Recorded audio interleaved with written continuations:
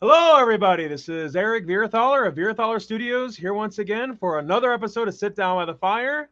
I'm here with a returning guest. Please introduce yourself. Hey there, I am Michelle Dawson. I played Nurse Deb in Halloween Ends. Happy to be here. Yeah, of course. And thank you for taking the time out of your day to be here. I certainly greatly appreciate it. Oh, So, yeah.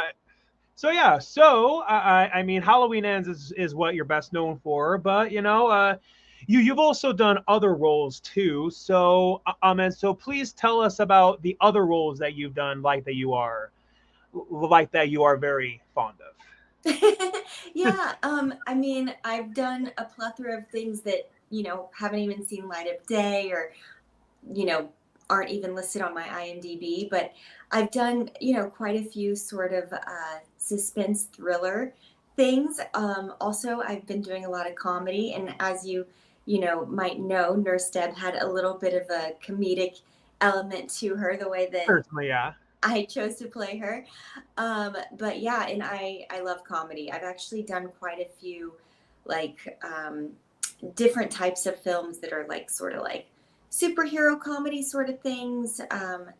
To I've also done lots of things where that have I've been sort of a hostage or killed in some way.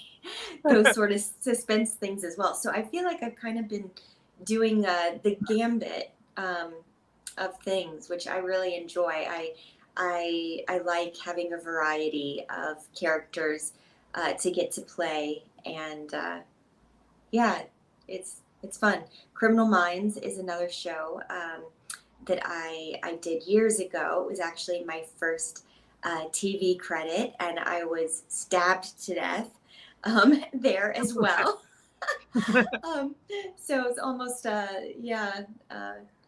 It was nice to, I guess, practice that before before my big Halloween Ends debut. But yeah, let's see. Other projects I've done. I mean, I've done like Lifetime movies to yeah, plethora of short films and uh, yeah, a couple of features. I did one recently um, that was I sort of played the not too dissimilar actually from Nurse Deb. I played the friend, the work Right. frenemy, really.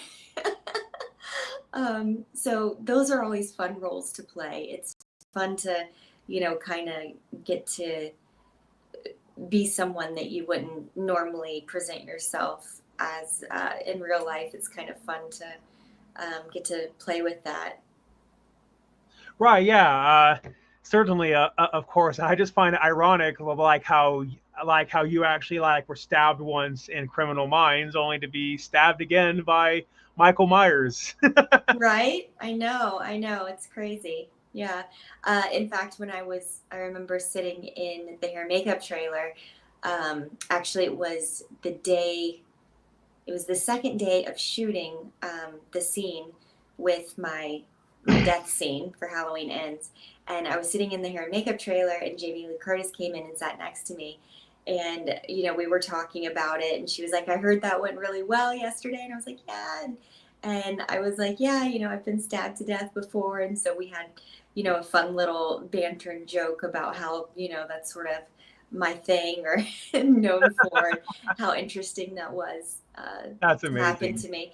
You know, not every actor, I guess, gets to have that sort of situation. So it's funny that I've now had it twice.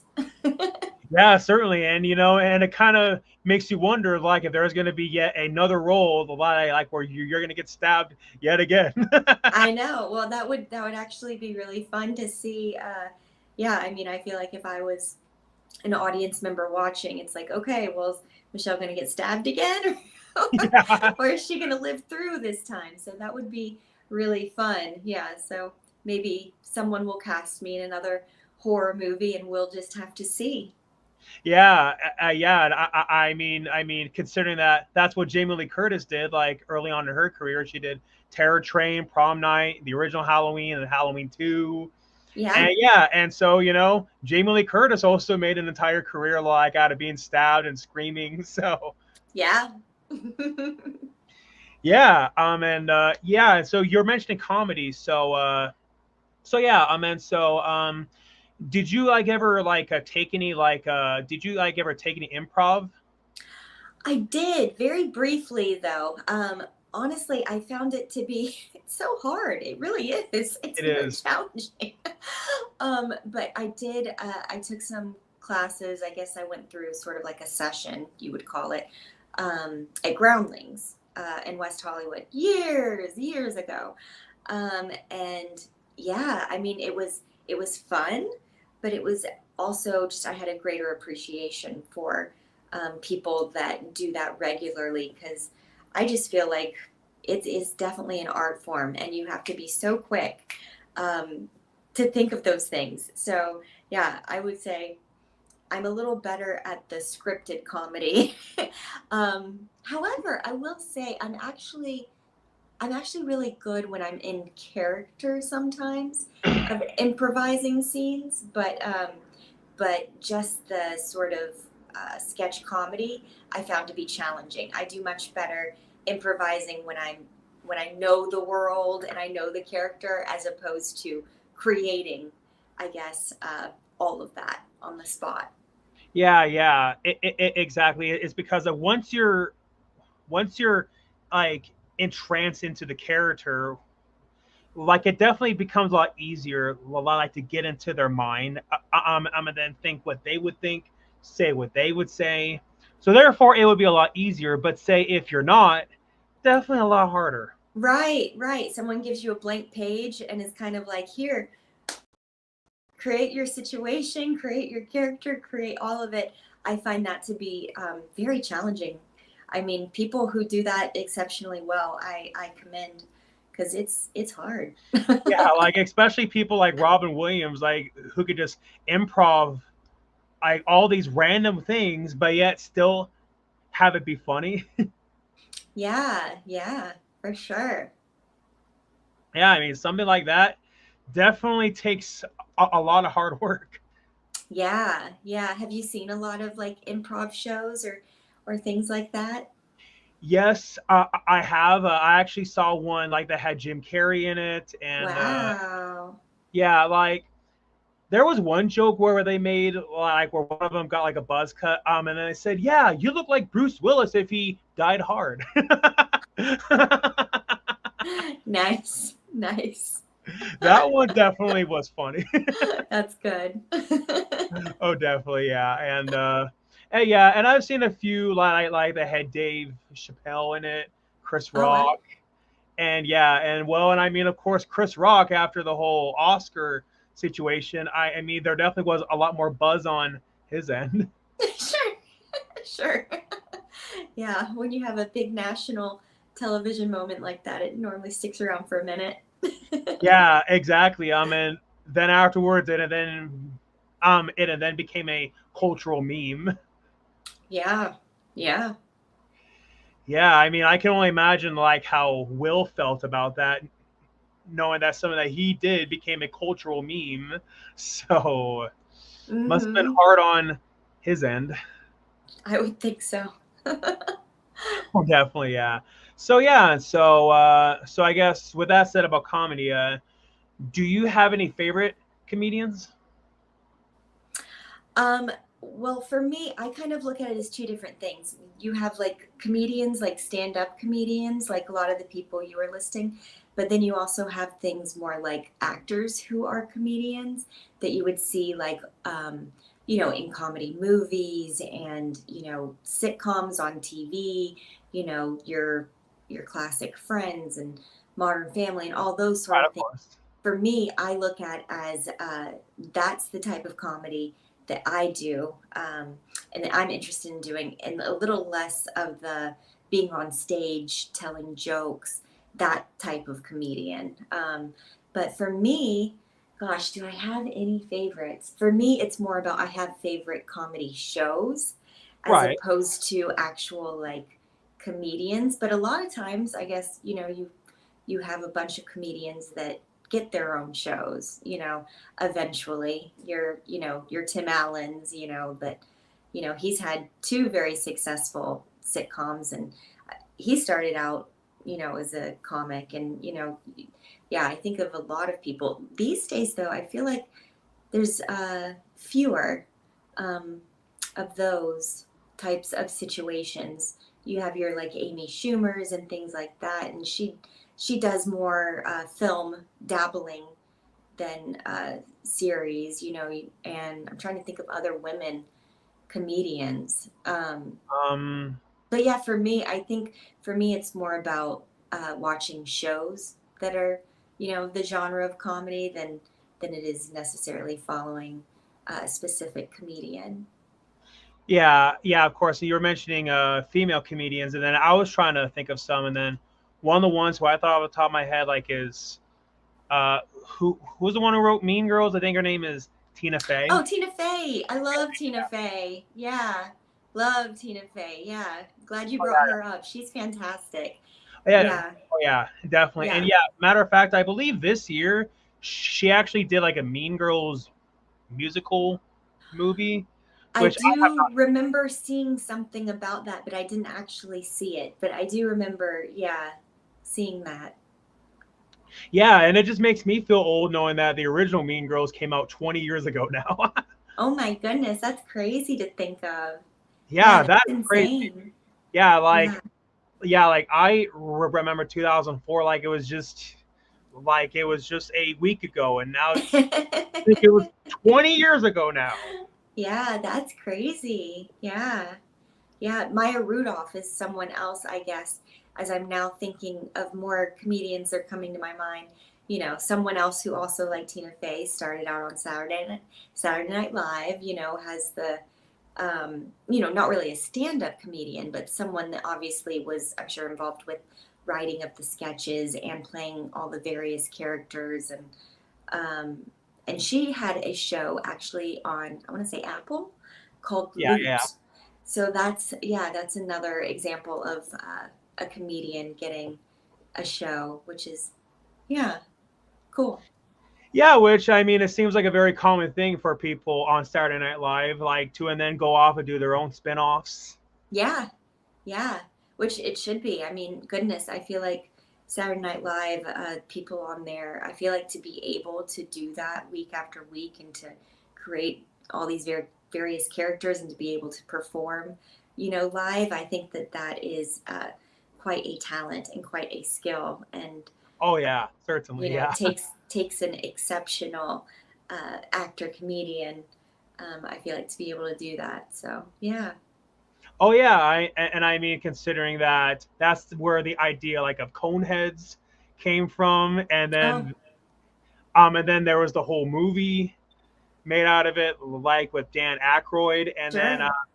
yeah, and I believe that that's actually how like even Will Ferrell and Adam Sandler even got their start. So Yeah, very true.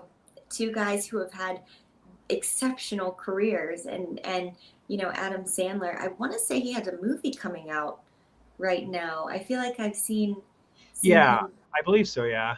Yeah, yeah. I mean, that's someone that I think is so cool that he actually came from the world of like stand up and then Saturday Night Live to then features and having his own production company, where he gets to make the movies he wants to be in, which I think is like goals, you Oh know? yeah, certainly. And one of the things that I heard about Adam Sandler, from what I have heard, I've heard that he's one of the nicest people that you can I ever would meet. not doubt it. Yeah, I have not had the opportunity to work with him yet, but I would Yeah. love to. I would love to one day. I think he creates really fun movies, and Oh yeah, certainly.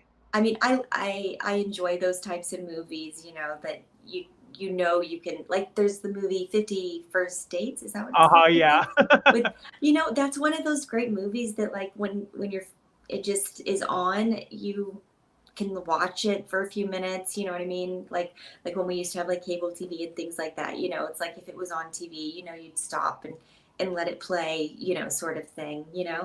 Um, but yeah, yeah, he's another great, very good example of a successful comedian.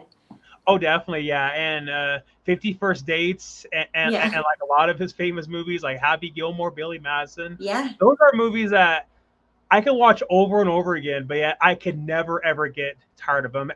And I laugh every single time. Yeah, he's done a really good job of making some cult classics, and I feel like you brought up Will Ferrell, and I feel like he's kind of similar in that way. You know, you've got what is it, Old School, and Yeah, yeah. movies like that that also become sort of like uh, cult classics in a way. Oh yeah, I certainly. And I actually remember like back when the original Anchorman came out. I Oh, remember that my parents took me to see it, and at that yeah, time I was just a young kid, yeah. and then there was all this swearing going on, and then my parents were like, "Why did we let our son watch this movie?" And I was just sitting there in the theater laughing so hard. Yeah, that's Yeah. another good one, another good classic one. Yeah. Oh yeah, definitely. And yeah, and probably the funniest scene in that movie, like, is when he's reading off of like the teleprompter, Teleprompter. but yet, like, he's too incompetent to realize what he just said. And then he's like, "Yeah, go f yourself, San Diego." Oh my god, that was funny. Yeah, and you know, you got to wonder like, was that improvised? Did he write it? Did he make it up on the spot and then add it Yeah, in? yeah, You yeah, know, because so many times I feel like some of the best moments in movies and one-liners and things like that, I feel like kind of happen spontaneously. You know, you're in the scene and in the moment, and then you know you get inspired or you know want to change a line to something that just becomes the line that sticks, you yeah. know. So I feel like that happens a lot, which is one thing that I just love about this art form. You know, it's I truly respect writers and you know the scripts and the words that they have for dialogue, but sometimes it's also fun to build off that in a collaborative spirit. Oh yeah, certainly. And that's something that I can relate to as well, is because with the last movie I made, it was made during the Johnny Depp and Amber Heard trial. And then Ah, one of my fans wanted to see Amber Heard in the movie. And oh, so then what I did was that I put in Amber Heard at the last minute, but legally I couldn't call her Amber Heard. Instead, I called her Amber Turd. oh. And then there was like this whole improvised scene, and then little did I know that that would be the most talked about scene in my whole entire movie. So And did you hire somebody to play her or use a picture or you just use so footage or what happened was that I went online and I bought an Amber Heard mask. And since at wow, that they time sold those. I didn't even I didn't know either until I did my research. And it was pretty cheap. It was because nobody wanted to buy an Oh, Amber Heard mask at that time, and okay. so it was so last minute, like where it actually was me playing Amber Turd, Okay. and I just said whatever came to mind, acted however came to mind, and then and then the funniest scenes actually came there at the very last minute, like that wasn't in the script. Yeah, yeah. And yeah, and going back to what I said, like it ended up becoming like the most talked about scene in that whole entire movie. I would imagine it would be. It sounds like a situation that would be very memorable. Yeah. And yeah, and especially considering that there was this other crazy character in the movie, but Amber Turd actually made the other crazy character seem not so as insane. Okay. All right. Which I think that just added like to the overall comedy. And then I also was the director too. And then I was Nice. telling, and then I was telling the other actor, I'm like, okay, all the trauma about her pooping on your bed is all coming back to you now. Oh, And he just thought that was funny. sounds very interesting. Oh, definitely, yeah. And well, it definitely made for a very memorable scene. Yeah, sounds like it. Sounds like it. Yeah, it makes me think about the Michael Myers mask. You mentioning the Amber Heard mask. It's like wonder what that would look like flipped inside out. Right? You could create a new horror villain. Yeah, and I mean, considering that that's what they did with William Shatner for the Right, original exactly. Halloween, and Right. so just That's what imagine. made me think of it. Yeah, yeah, exactly. And so, just imagine if somebody altered a Amber Heard mask, like what kind Yeah. of horrors could that make? Yeah, I think I just gave somebody a movie idea out there. Yeah, exactly. And if it turns out someone happens to be watching this and then you give them an idea, you know, just as long as they pay you for it. Yeah, come to think about it, I feel like we could use a big female villain. Yeah, yeah, exactly. Because as far as horror movies go, I e- I mean, that's there's, dawning on me right now. I'm like, I can't even think of any big female villains. I guess there's Carrie. Oh, okay. Yeah, Okay, there's Carrie. Carrie, the Bride of Chucky, the Bride of Frankenstein. Okay. But I feel like a lot of the male ones are more popular, and I definitely feel like that there needs to be like a really, really big name female one Yeah. besides, besides all of the ones that I just said. Yes. Yeah, and those are all, I feel like we haven't had any new fresh ones. Yeah, yeah, exactly. And so then, I guess if you had the control, if you got to create like your own female horror movie icon, what are some ideas that you would put forth? Ooh, how interesting. I've never been asked that question. Well, now Um, you have. well, I feel like it would probably be some type of um, something close to a Carrie situation, but like a grown up sort of um, type of situation, but something where it would be relational. Because uh, I feel like that would be a woman's way of being a serial killer. I see her a little less being someone that's doing it randomly, or if you can't link together. I feel like it would have to be a character that links together her victims, and there would be a psychological element added to it, as well Right. as possibly a revenge element, Uh huh. maybe. So almost like like a villain in a superhero movie almost, but then turn it horror. Right.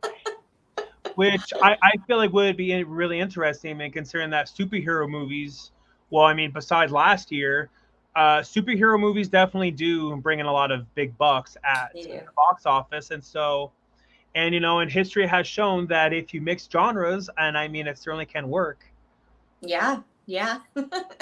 Well, if someone creates this idea, send it over my way.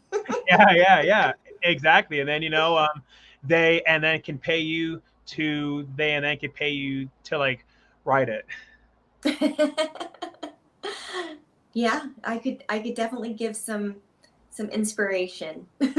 Yeah, yeah, exactly. So I guess with that in mind, have you ever written a script before, or is it something that you would want to do? You know, I tried once.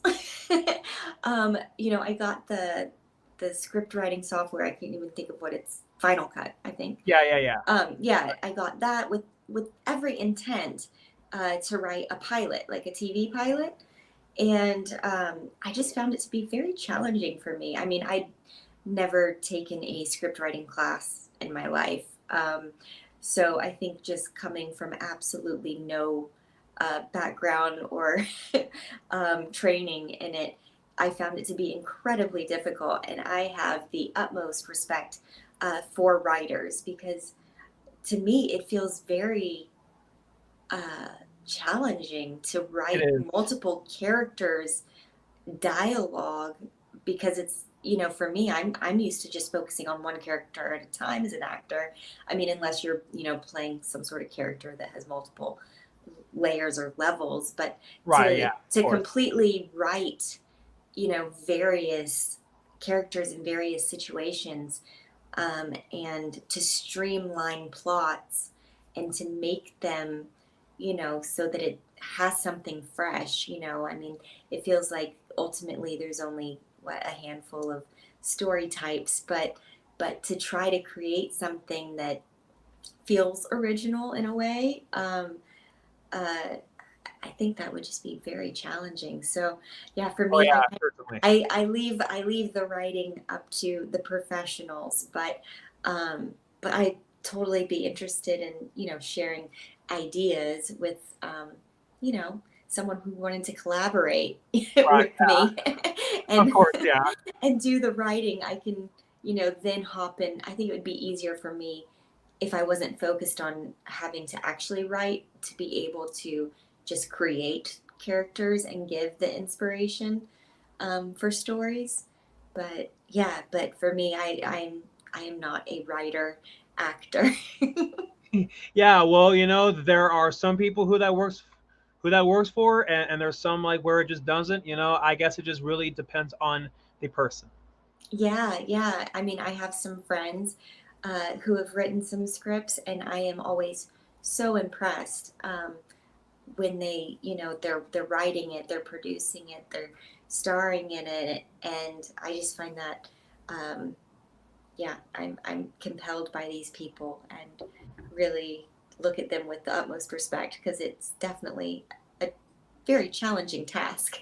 Oh, it is, yeah. And I mean, considering that, a lot of so much of the movie depends upon that. And I mean, considering that, well, like, if the audience doesn't like the characters, if they don't like the story, well, and then, a lot of the times the whole entire movie and then falls apart. So, Yeah, yeah. And there's this one author who I really respect.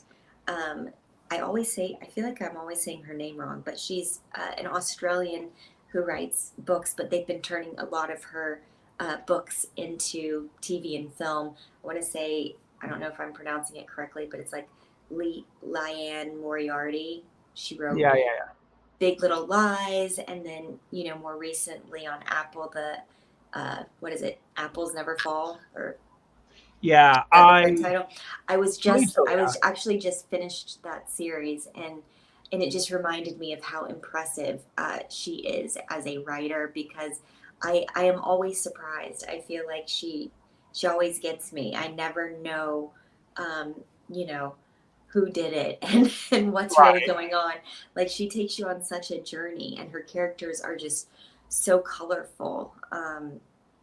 Yeah, I would love to be uh, in some sort of adaptation of one of her stories, because, yeah, I find them very intriguing, and I thought that was such a fun. I don't know if you'd classify it as a thriller, but I think in a Maybe. way, I mean, it's suspenseful. I feel like it's almost its own genre in a way, and it's interesting because I feel like a lot of the new streaming series, um, they almost transcend genres, as in they almost blend multiple genres that I don't even know how to classify them. But yeah, I guess maybe it would be suspense thriller. Possibly. I mean, I guess it just depends on how the person classifies it. Yeah, yeah, But yeah, and so yeah, and I mean, considering that I have written scripts before, and I mean, it definitely takes a lot of time, and yeah, and I mean, it takes a lot of patience, and sometimes there are some script writers like where they're on like a time crunch, yeah. and that puts a lot more pressure onto them, like to try to give a quality script while being under pressure. It's a lot. Yeah, I mean, that's like, sitcom writers, and writers on TV shows, they have deadlines of weekly having to, write episodes, and I find those writers very impressive. Oh, definitely, yeah. And I mean, considering that they have to try to come up with new and funny things every single time, that I mean, you would have to research comedy extremely well. Yeah. Yeah. Oh yeah, definitely. And so so yeah, and so I guess my next question, with everything that was going on in Hollywood last year, with all of like the chaos, with like the protesting and the strikes, what were your thoughts about all of that? I mean, I was out there, on the picket lines, walking around Disney. I think it was necessary. Yep. I don't think we, achieved everything we wanted to achieve. But at the same time, I think uh, at some point you just hope that making the baby steps will open the door to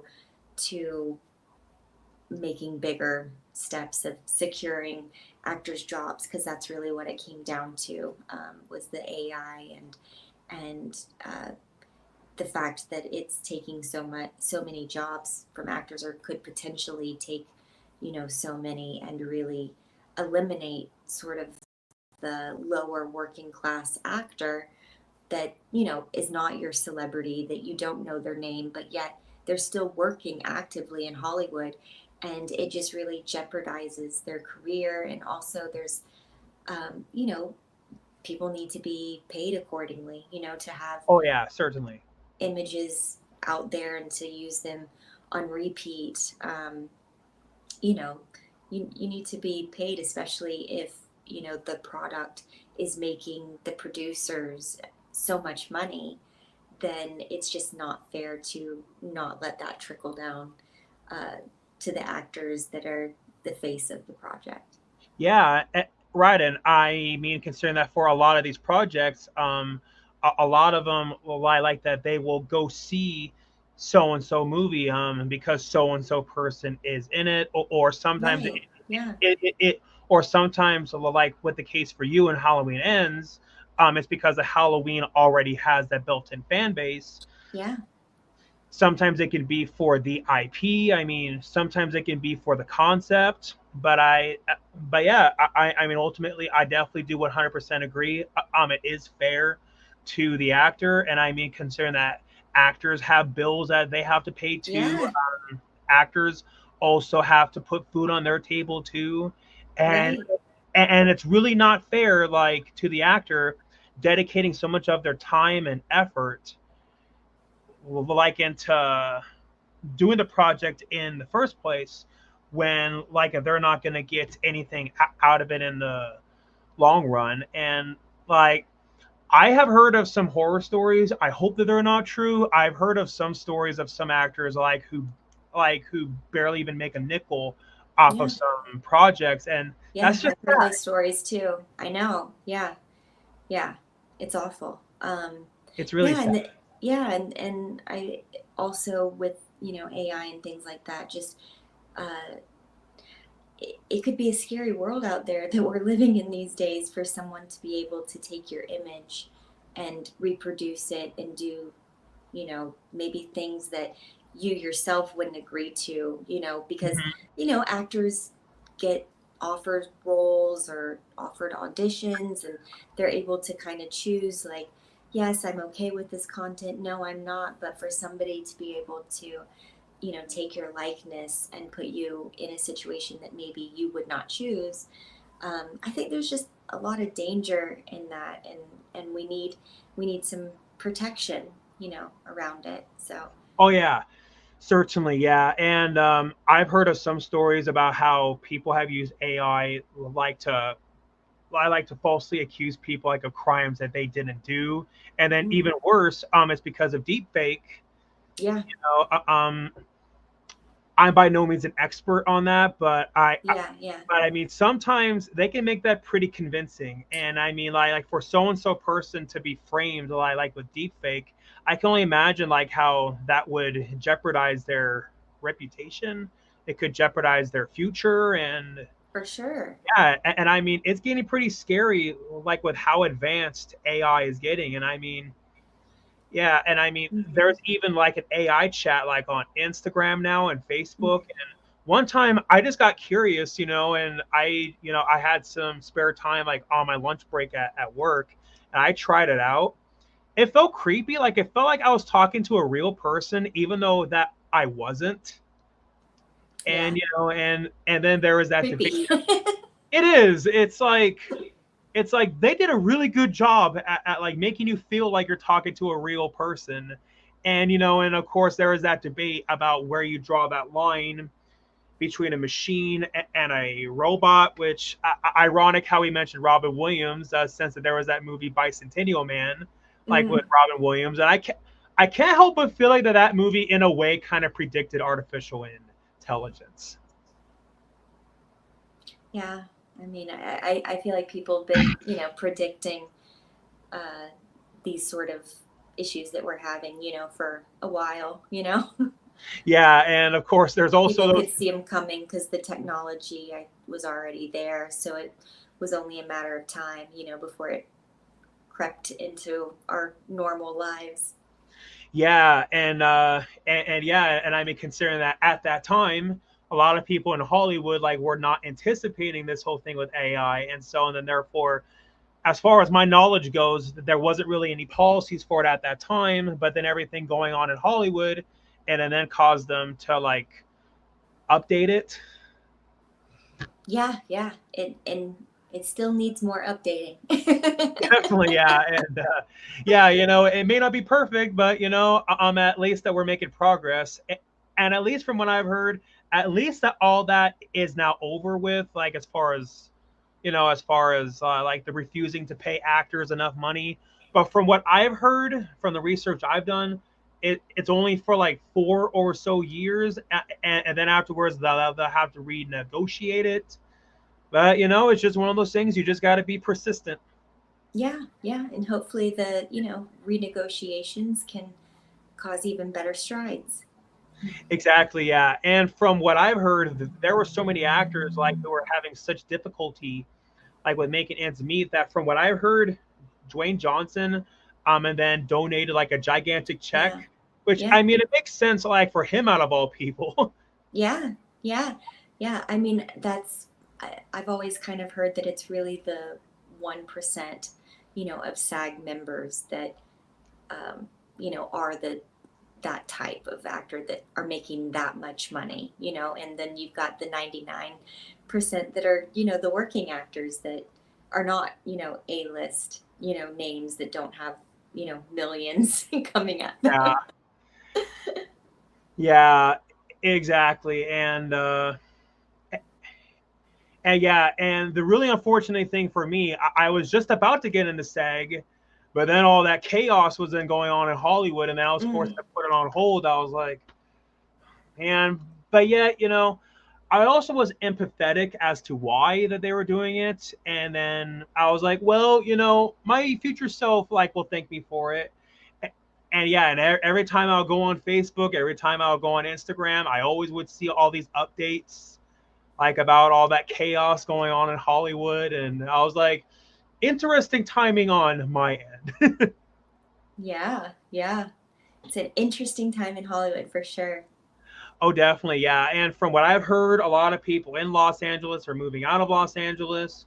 So yeah, and so I guess what are your thoughts on? But yeah, what are your thoughts about all these people moving out of LA now? Um, I say go for it. I mean, LA is such a crowded city as it is. From what I've heard, like according to my research, it has 5 million people. Yeah, there's a lot of people. So, yeah, I say go for it. So yeah, I guess it depends on if you're the kind of person like who likes the big crowds. Yeah, well, I mean, LA and California is definitely a special and unique place, but it's not for everybody. Oh, And, definitely not. No. and so for people that don't enjoy it, why stay? It's so expensive. It is like I actually have a friend of mine like who lives in LA, and he told me that his rent is $3,800 per month. Whew, Oh gosh, you would whew. have to work really good jobs for something like that. And then he was telling me that yeah, he doesn't really have a whole lot afterwards. Yeah.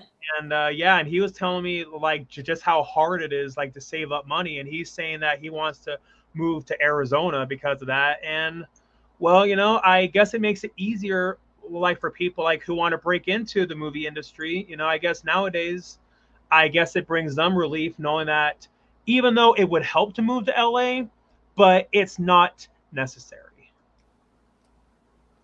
Yeah, I think you could argue both ways. Yeah, certainly.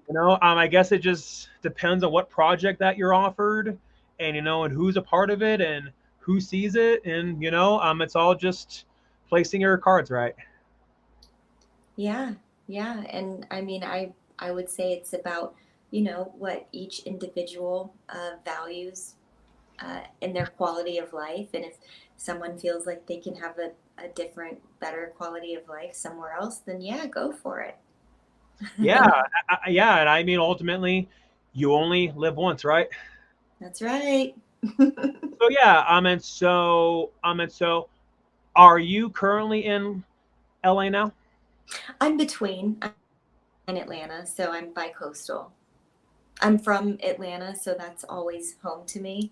But Right. I do enjoy when I get to spend time in Los Angeles.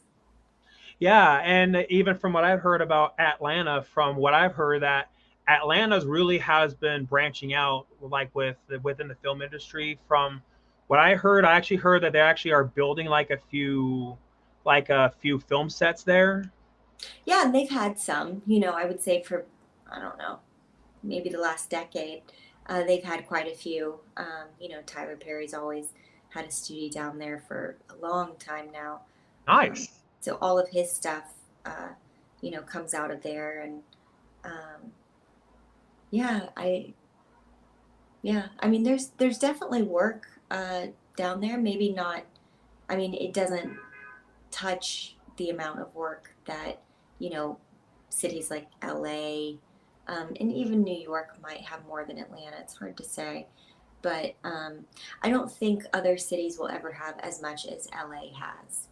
But it doesn't mean that there's not something in various cities around the country. So yeah. Yeah, yeah, certainly. And from what I've heard, I've also heard that Texas is starting to expand within the film industry. Florida too, and Arizona. So Cool. yeah, yeah, it certainly gives people options, right? Yeah. Yeah, yeah. And so I mentioned Bicentennial Man. Was that a movie that you ever saw? No, I haven't. I know what you're referencing, but no, I haven't seen it. Yeah, I actually remember that my mom actually took me to go see it back in 1999, and that makes yeah, and it blows my mind like that. My memory even can go back that far. But yeah, I saw it back when I was a kid, and yeah, and I definitely enjoyed it as a kid, but it's one of those things where when you watch it as an adult, like a lot of its like meanings start to make more sense to you, like about mortality and It all sounds that. like it really made an impact on you. And I feel like, that's what makes movies so special when they do touch you in that way. And when you can see it, so many years later, still, remember all the elements that did make it impactful to you. I mean, Yeah, yeah, exactly. And I can imagine that it makes you feel happy knowing that the Halloween franchise also has done that for people. And oh, for and I sure. I can imagine that it makes you feel happy knowing that you can be a part of something like that has really impacted people. I mean, there are like tons of fans all over the world like who will collect Michael Myers masks, and Yeah. they will collect all the figurines, and Yeah. get the autographs and dress up as Michael Myers as cosplaying events or Halloween events. And I actually have done the haunted core maze like for 10 years, but then once I started to go as Michael Myers, I noticed that that's when I got a much stronger reaction out of people. Like people want to go near me, people want to look at me, and then that's when I went, I should go with Michael Myers a lot more often. Yeah, no, everything you said is so true. I mean, I would have never guessed it for myself, for my career, to be a part of such a beloved horror franchise. I mean, it's it's an actor dream in a lot of ways, and um, yeah, I'm super honored to be a part of such a legacy of films. Yeah, I mean, because like you said, there's fans all around the world that know Michael Myers and love the movies and are fans of the films, and so to get to be a part of that is something I would have never guessed for myself. But it makes all the there's a lot of years as actors that you don't know. You don't know if all your efforts are eventually going to pay off. You hope they do. Uh-huh. You hope that the restaurant jobs and the acting classes at night and the spending money on all the various things actors spend money on, from headshots to different websites we have to be on, and Yeah, you know like you access hope access. yeah, you hope that it pays off one day, but you never know. So yeah, to get to be a part of something so big makes it worthwhile. Yeah, exactly. It's just one of those things you got to be resilient about it. You got to be persistent about it because I mean ultimately you only fail only when you stop trying. That's right. You're in the game as long as you're trying. Exactly, yeah. And I mean ultimately, it's one of those things like where you give what you give and then all the results like basically if you want those results you basically got to work for it. That's right. That's right. It doesn't just come to you. Nope, exactly. I mean you have to go to it. That's right. Well, I hate to cut us off, but I do have dinner plans I have to get to. Okay, that's totally fine. But yeah, thank you so much for coming on. I don't want to take up too much of your time, but I guess is there any final words that you would want to say? Oh gosh, final words. Well, I mean, we're coming into fall. It's Yeah, you know we're ironic. we're we're at the beginning of September right now, and so I am super excited about all the fall things around the corner and the pumpkins and the just getting into that Halloween spirit around the corner. So for me, my final thoughts are, yeah, let's just enjoy this next season of fall 2024. Yeah, exactly. And then, definitely would be ironic, like if you dressed up as Michael Myers for Halloween. Oh, that would be funny. Oh, definitely, yeah. Whoever said that Michael Myers like can't be female? Yeah, yeah, a petite Michael Yeah. Myers. Oh wait, or maybe as a joke, maybe instead of calling it Michael Myers, call it Michelle Myers. I think you have something there. Yeah, exactly. Well, anyways, thank you so much for your time, and I hope you have a fantastic day. Oh, thank you. Thanks so Yeah, much of for course. having me. I really appreciate it. Yeah, of course. You have a fantastic night. Thanks, you too. Of course. Bye. See you later.